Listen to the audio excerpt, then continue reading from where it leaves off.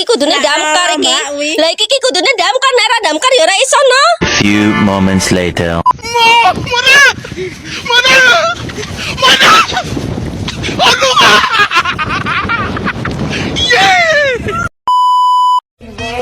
Just a feeling that I want it behind because it's something that is on. You're from my mind, I guess it goes that. Salah.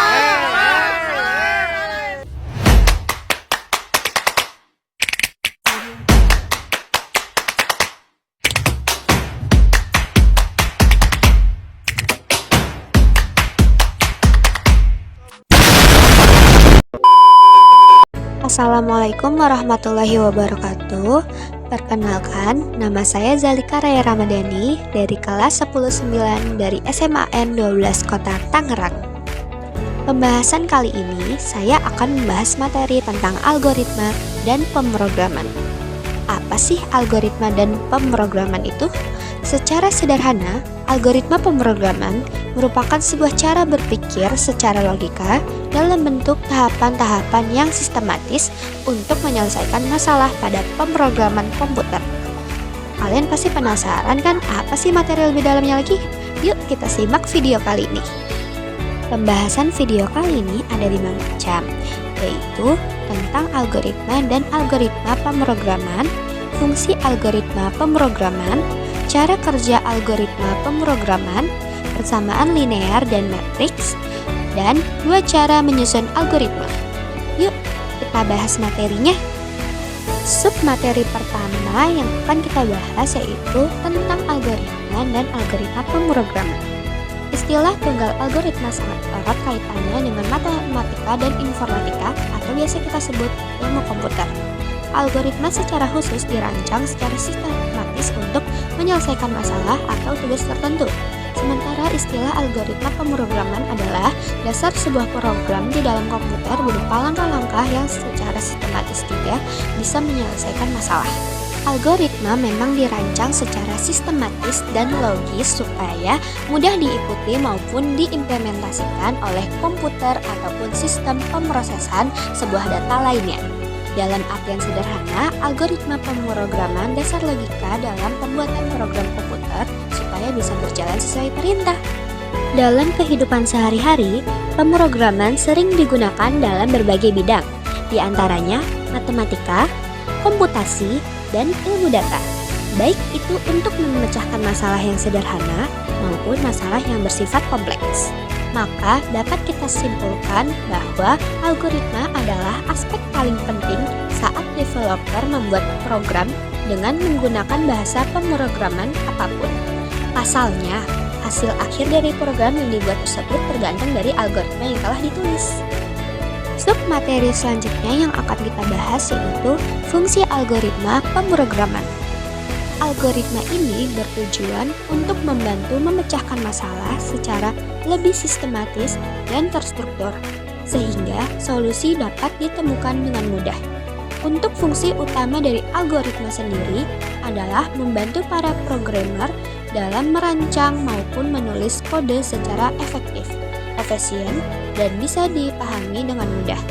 Selain yang sudah disebutkan di atas, berikut adalah beberapa fungsi lain dari algoritma pemrograman yang wajib kamu ketahui.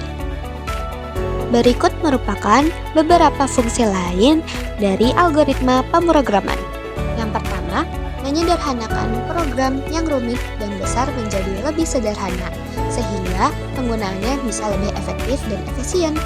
Yang kedua, memudahkan untuk cepat menemukan kesalahan dalam program saat terjadi error dan bisa segera diatasi karena alurnya yang jelas dan beruntun.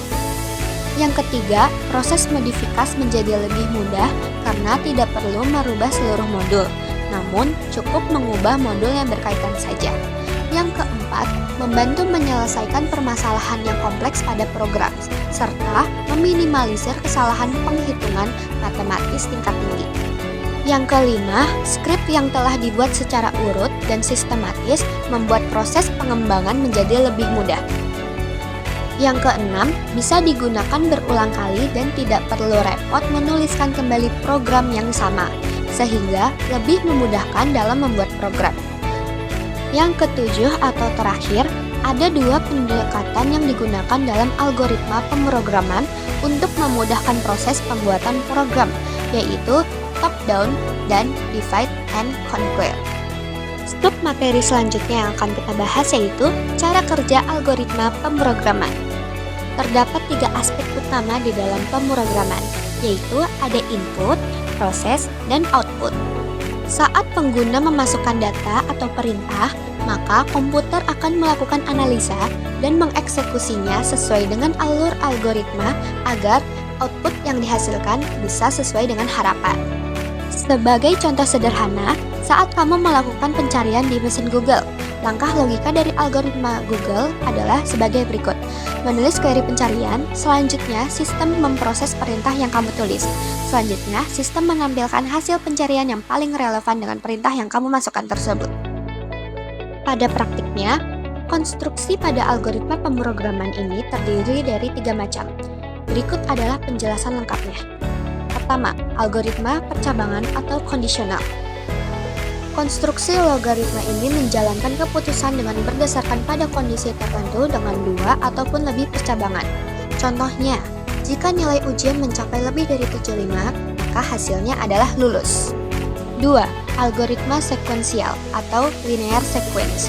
Konstruksi ini merupakan algoritma dengan prosedur yang berjalan pada satu proses menuju proses selanjutnya, hingga mencapai hasil akhir. Misalnya, merebus ketela mentah hingga matang. 3. Algoritma pengulangan atau looping. Ini merupakan konstruksi algoritma dengan menjalankan urutan perintah yang berulang-ulang sampai beberapa kali. Misalnya, menampilkan bilangan kelipatan 5 mulai dari angka 0 hingga 100. Submateri selanjutnya yang akan kita bahas yaitu persamaan linear dan matriks. Dalam algoritma, terdapat 2 persamaan yang umum digunakan, yaitu yang pertama persamaan linear dan yang kedua ada persamaan matriks. Persamaan linear adalah salah satu metode yang paling banyak dijumpai di sejumlah disiplin ilmu, seperti fisika, matematika, statistika, teknik, bisnis, dan sebagainya. Sementara persamaan matriks adalah konsep matematika yang di dalamnya melibatkan matriks. Matriks sendiri merupakan susunan sejumlah elemen dalam baris atau kolom. Matriks juga bisa dioperasikan melalui penjumlahan, pengurangan, dan perkalian. Submateri terakhir yang akan kita bahas yaitu 2 cara menyusun algoritma. Dalam menyusun algoritma pemrograman, terdapat 2 cara yang bisa dilakukan, yaitu dengan menggunakan flowchart dan pseudokode. Berikut adalah penjelasan selengkapnya. Yang pertama, flowchart merupakan diagram yang di dalamnya menampilkan proses dan langkah dalam pengambilan keputusan di dalam sebuah program. Tujuannya adalah menyederhanakan rangkaian dari prosedur sehingga bisa mengurangi risiko kesalahan tafsir. Selain sederhana, keuntungan lain yang bisa didapat dari flowchart ini adalah lebih mudah dimengerti karena menampilkan algoritma secara visual. Dengan begitu, kesalahan bisa ditemukan dengan mudah dan keakuratannya juga dianggap lebih terperinci. Yang kedua, pseudokode merupakan cara penulisan program informal sesuai kaidah sendiri, ketimbang menggunakan aturan dari bahasa pemrograman yang sudah ditetapkan. Tujuannya adalah agar alur logika yang sudah ditulis bisa dipahami dengan mudah oleh manusia. Sesuai dengan namanya, pseudokode berarti palsu atau bukan yang sebenarnya, sehingga pseudokode berarti hanya berisi hasil fundamental dari sebuah kode. Kegunaannya biasanya untuk menulis representasi algoritma secara cepat. Pembahasan materi algoritma dan pemrograman kali ini sudah selesai. Sangat mudah bukan untuk dipahaminya? Sebelum saya tutup pembahasan kali ini, jika ada kesalahan kata atau kalimat, mohon dimaafkan. Wabillahi taufiq wal hidayah. Wassalamualaikum warahmatullahi wabarakatuh.